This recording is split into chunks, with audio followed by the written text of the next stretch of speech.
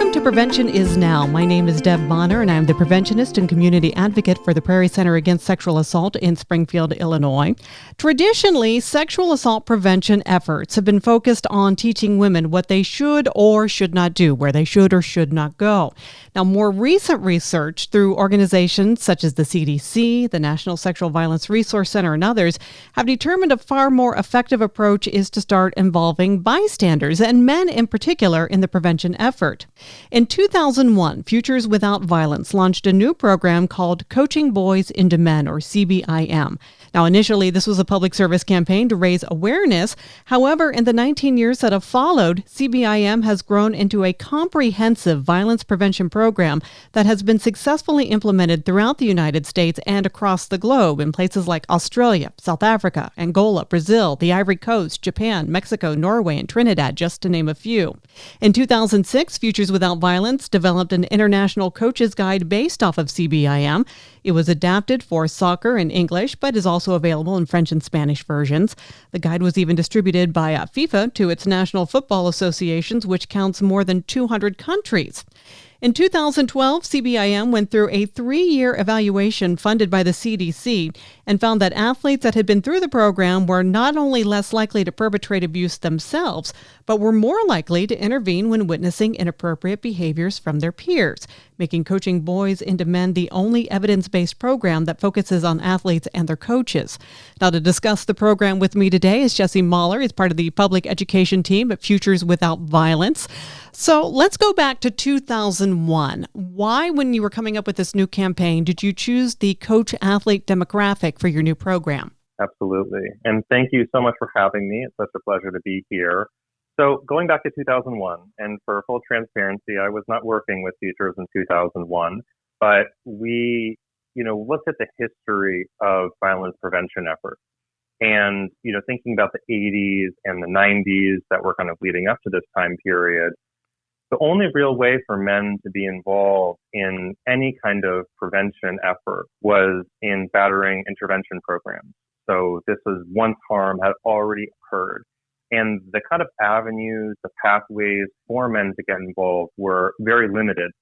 And broadly speaking, men were not seen as a part of the solution, as a part of the long-term, sustainable, how can we end gender-based violence. And so we did some surveying and some polling across the country with a broad array of men to basically understand what are the most likely ways that men can get and want to get involved in efforts to end violence.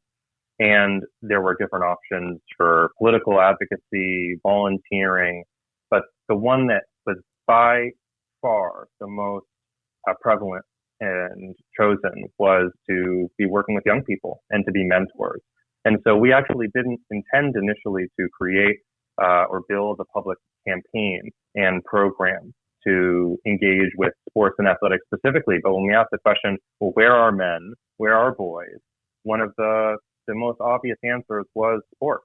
And sports and athletics are such a massive platform where there's so much positive mentorship already that can occur. And so we wanted to build on that. And that ultimately is where Coaching Boys into Men fits in. It's a program that leverages the platform that sports and coaches already have to be positive mentors and role models to change cultural, gender-based norms and teach healthy relationship skills and ultimately prevent and end gender-based violence in the long run. And I think probably another bonus to working with the athletes, and in so many schools, the athletes themselves are in the really popular group, and a lot of students look up to them. So not only are your athletes mentored by their coaches, but then they in turn kind of pass it on down through the peer groups through the schools. That's exactly right. I mean, I'm thinking back even to when I was in middle school or in high school, and that was absolutely the case. And I think that stresses the need for this kind of education to exist in sports in particular, because, we'll get into some of the, reasons why this work is so important and why this education is so important later. But the athletes often do have that social clout. Oftentimes they are the ones who are hosting parties. They are the ones who folks look up to. And also it's just a huge population of boys are engaged in those activities in general when I think about a high school, for instance. So it's a really critical kind of place to be engaging and working with boys, especially when we think about how there may be a lack of this kind of education in other spaces within schools or communities. It may not be coming from health classes. It may not be coming from teachers. And so providing some of that support and some of that curriculum is really, really necessary. Now, can you walk us through how Coaching Boys into Men works? Absolutely. So at the base level, Coaching Boys into Men is a program that empowers coaches to educate their male athletes on what healthy relationships look like, on what abusive relationships look like, and how to intervene when witnessing abusive behavior. And of course, to also embody those healthy relationship skills so that they can promote healthy relationships in their own. And the general structure is that we'll have advocates, so folks who work in communities, center, who may be a prevention specialist, but doesn't need to be. We have community members and coaches play this role as well. And that individual will train coaches during 1-2 hour coaches clinic, as we call it, for how the coach can implement the curriculum, which is 15 minutes once per week that's embedded within practice and training sessions. And of course, this is completely been blown up during COVID because sports are so up in the air. But nevertheless, the structure remains the same. And it's even more important, I would actually say, during COVID for coaches to maintain this connection. And so Coaching Boys into Men offers a specific kind of platform and curriculum for coaches to be using in this consistent basis where those advocates are also providing ongoing support. So, for instance, one of the cards, as we call them, of this 12-part card series is on consent, which can generally be an uncomfortable topic for a lot of coaches. So that could be a topic where an advocate might partner with a coach to be able to implement that specific lesson. It's really important for coaches to know that they're not alone and they have support in being able to implement the curriculum. So that's the general structure for how it works, but there's a lot about why it works that we can get into as well. So we've talked a little bit about consent, which is key, but how does CBIM continue to address gender-based violence, and what are some of those key components that help prevent gender-based violence from continuing to happen? Well, there are 3 particular areas that we know of why we know the program works, and 3 kind of foundational elements of the program as well. So the first is increasing knowledge, as I stated earlier, about what is abusive and what is healthy relationship behavior. And this spans different relationship elements. So consent is one element, which, to be very clear, does not just have to do with sex. That has to do with everything from, who is buying food when you're going out to the general, just any kind of physical intimacy, hugging that might be existing between people. This has to do with digital disrespect, for instance. So how over social media platforms what can abuse look like over social, which is particularly relevant now. So whether or not there might be harassment happening when in the direct messages for someone, or what does it look like to start a relationship healthily over FaceTime or over Zoom or things like that. So those are a few topics, but we talk about bragging about sexual reputation. We talk about personal responsibility and what that means. So increasing knowledge of abusive and healthy relationship behaviors is the first piece. The second is increasing the intentions to intervene. So by increasing the knowledge of healthy and abusive relationship behaviors, it provides the background to even say, well, when should I be intervening? If I'm a 16-year-old male athlete and I'm on the field or the court or I'm in the hallway, when exactly is important if I'm hearing one of my peers catcall someone or make a comment on someone's outfit or their appearance, or they're talking about an encounter that they had last night at a party, when is it important to intervene? So it's increasing those intentions. And then the last piece is that when interventions actually happen. So if I am that person and I am hearing someone do any of those unhealthy behaviors, that when I intervene, it's actually more positive. So as opposed to being a bystander that's inactive, that's just maybe listening, or even a negative one that's laughing, joking along to some of that, because maybe oftentimes we know that being accepted is so important within I mean, when people are teenagers, when they are growing up, that acceptance is really important, and that kind of a hierarchy definitely exists within sports as well. So being able to intervene in a way that's saying, hey, that's not okay. Oftentimes we hear, hey, that's not coaching boys into men. Hey, we talked about that last night, at practice, that's one piece of it. And just a few other elements I want to touch on is that we achieve all of those outcomes through the influence that coaches have, which is so critical. Coaches play such an important role in the lives of young people as role models. And so when coaches role model what that positive behavior looks like when they are intervening, when they're hearing inappropriate language and behaviors, it sets an example for the rest of the team, and athletes look up to coaches so much. The second is that the lessons are really, really simple. They're very clear. They're 15 minutes. It's very clear what questions to ask. There are talking points that are on each of the cards that we have. So we make it as simple as possible for a coach to implement. And then it's also drop by drop. Those 15 minutes once a week may not sound like a lot, but the point is that these lessons are reinforced little by little to actually have a larger effect.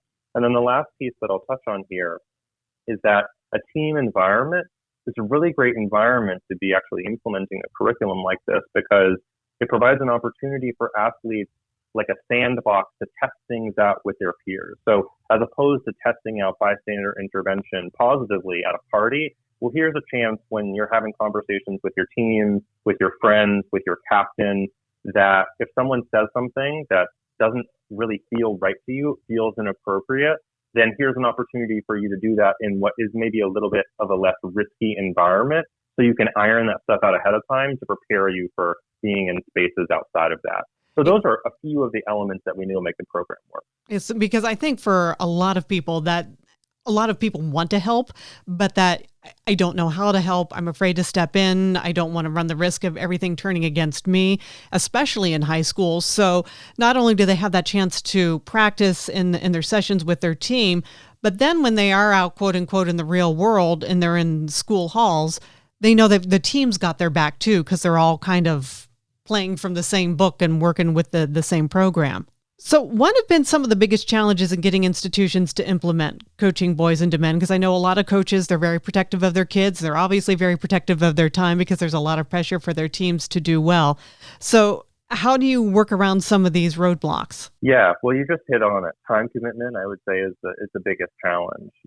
We know that a lot of coaches, and for those of you who are listening, that it's, a lot of coaches are not full-time, they're not full-time coaches. They may not even be teachers out of school. Many are, of course, but it may be something part-time. We know that finances are a big part of it too. And so being asked to do one extra thing, we often hear is a lot. And so what I would say to that is just that we make the bar as low as possible to be able to join in. The 15 minutes once per week, being able to carve out that time is generally possible for folks, especially when they know that they have that advocate behind them supporting, and when they get to work through questions with that advocate.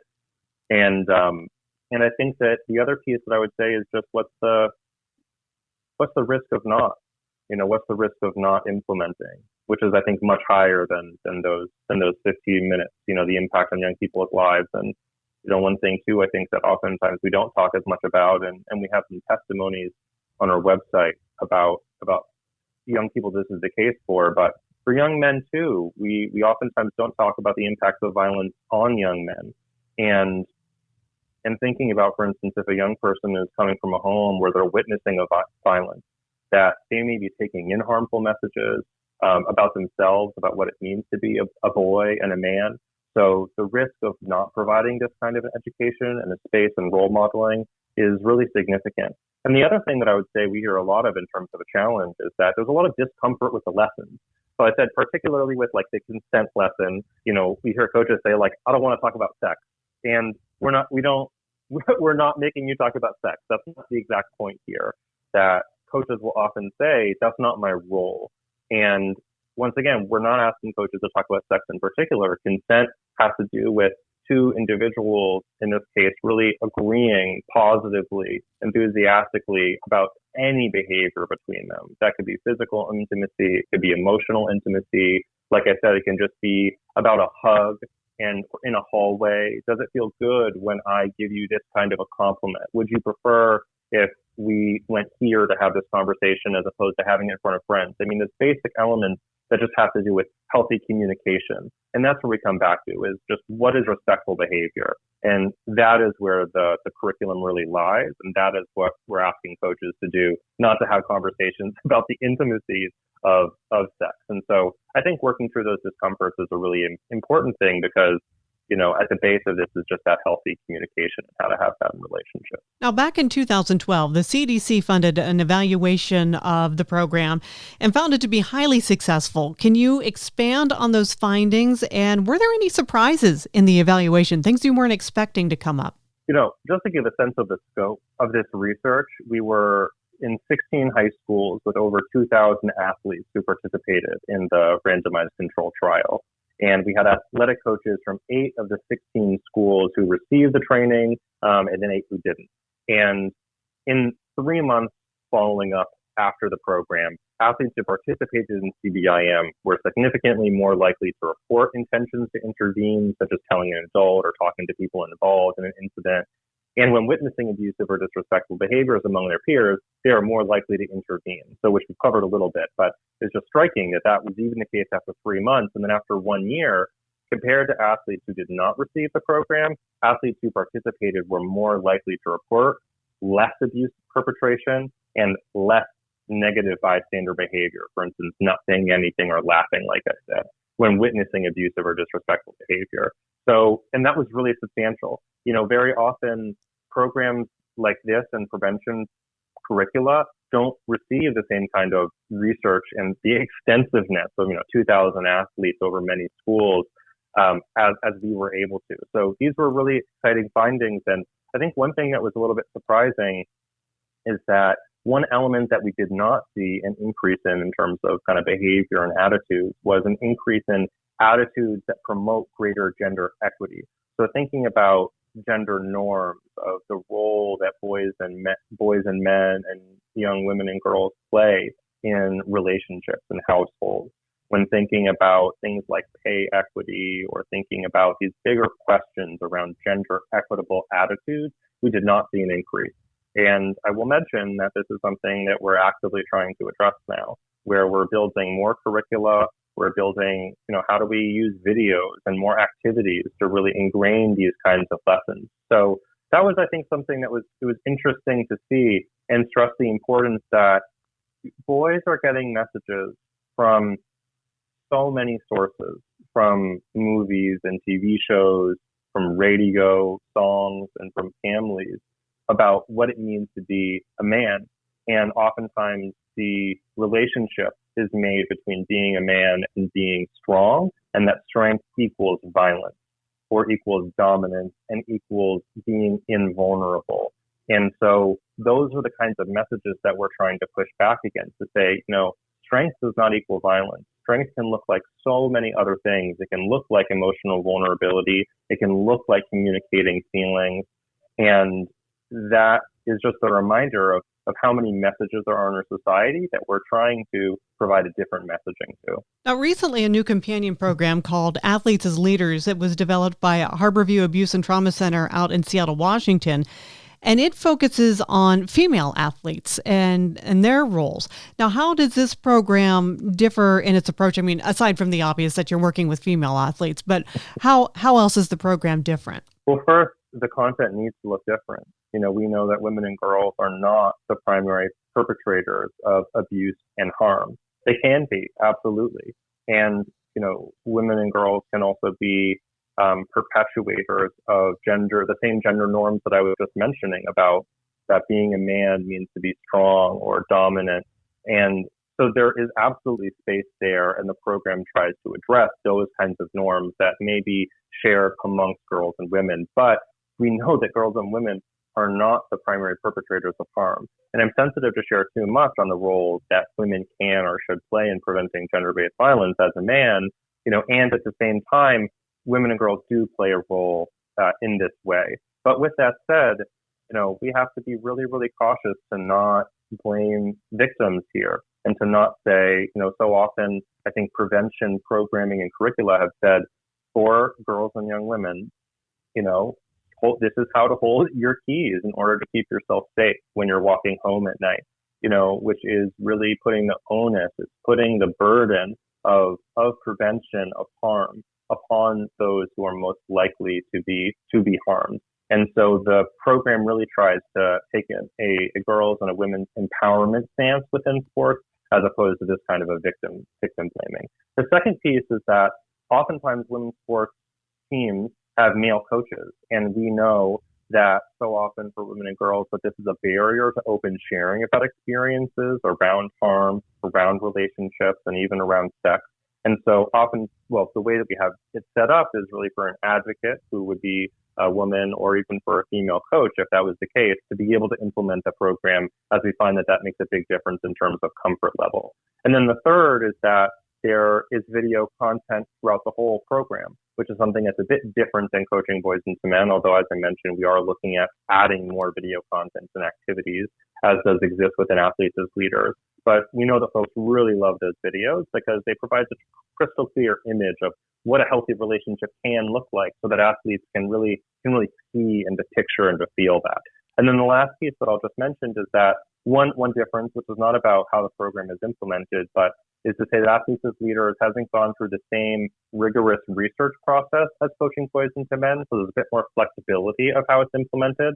It's a very promising program, which is how we kind of frame and how we talk about it. And we're also looking into how can we kind of take Athletes as Leaders to the next level. But Athletes as Leaders is being implemented by, truly, hundreds and thousands of coaches across the country as well. So if somebody wanted to find out more information on Futures Without Violence, because we haven't talked about this too much, but coaching boys into men is just one of many, many, many programs your organization offers. But also coaching boys into men, Athletes as Leaders, where can people find out more information? They can find out more information at our website, which is coachescorner.org, which has extensive information for coaches, for advocates, for those just interested in the program. Our curricula, although you can purchase the hard copy and order them, which is also on our website, you can also download it. So it's there for you to download, to be able to look through. We also have a lot of resources for advocates as well, as I was mentioning. Here's a one-pager for if you're going to bring it to a school in your region to share about the program, that it works, or here's testimonials for you. We have a lot of those kinds of resources as well. Or you can also email us at coachescorner@futureswithoutviolence.org if you want to get in touch with us directly to speak about the program. And we can also direct resources around Athletes as Leaders through that website, although Athletes as Leaders has its own website too. And certainly parents, if this is something that sounds interesting to you for your kid's school, I would definitely encourage you to contact your school administration, coaches. Prairie Center Against Sexual Assault does offer this training as well for high school and college students right here in Central Illinois. You can reach out to us at 217-744-2560 if you want to give us a call. You can send me an email requesting more information at dbonner@prairiecasa.org. And you can also find out more at our website at prairiecasa.org. Jesse Mahler with Futures Without Violence, thank you so much for joining us. Yeah, absolutely. Thanks for having me. This has been Prevention is Now. I'm Deb Bonner, preventionist and community advocate for Prairie Center Against Sexual Assault. If you have any questions or would like more information on this episode, please feel free to email me at dbonner@prairiecasa.org. Also, make sure you like and follow us on our social media. Prairie Center Against Sexual Assault supports children and adult survivors of sexual violence through counseling and legal and medical advocacy in 11 Central Illinois counties. You can find out more about us at our website at prairiecasa.org. This program is supported by a grant from the Illinois Department of Public Health and the Illinois Coalition Against Sexual Assault. Points of view or opinions contained in this program are those of Prairie Center Against Sexual Assault and do not necessarily reflect the official positions or policies of these grantors. Thank you for joining us.